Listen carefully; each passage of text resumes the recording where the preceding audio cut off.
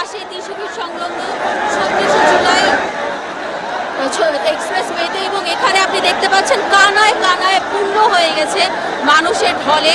এখানে সকাল থেকে ভোরবেলা থেকে শীতের মধ্যে দেখা যাচ্ছে নেতাকর্মীরা ভিড় জমিয়েছে, এবং শুধুমাত্র যে নেতাকর্মীরা তার পাশাপাশি ঢাকার বাহির থেকে প্রচুর মানুষ এসেছে, নারী পুরুষ এবং শিশুরাও এখানে, শিশু এবং বৃদ্ধদেরও এখানে দেখা গিয়েছে। এবং আজ সকাল থেকে দেখছি কানায় কানায় পূর্ণ হয়ে গেছে মানুষের।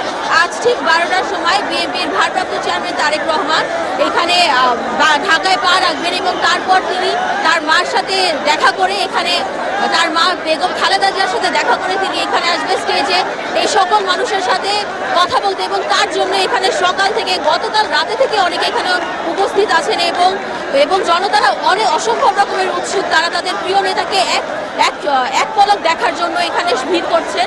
এবং এখানে আরেকটি কথা বলে রাখতে চাই, এখানে প্রত্যেকটি মানুষ দলের নেতাকর্মীরা যেরকম প্রস্তুত আছে, এরকম তার জন্য প্রস্তুত আছে, তার জন্য সংবর্ধনা দেওয়ার জন্য স্টেজ এবং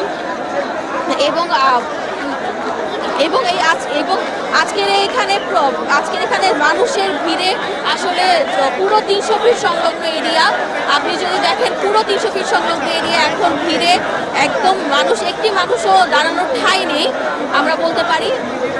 এবং আজকে আরেকটি কথা জানিয়ে রাখতে চাই, আজকে তাকে স্বদেশ প্রত্যাবর্তন একে ঐতিহাসিক ও স্মরণীয় করে রাখতে নানামুখী পরিকল্পনা নিয়েছে বিএনপি।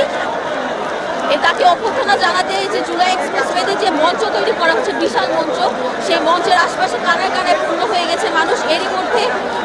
এরই মধ্যে যেমন মানুষের আর ঠাঁই নেই, সেরকমই আমরা দেখতে পাচ্ছি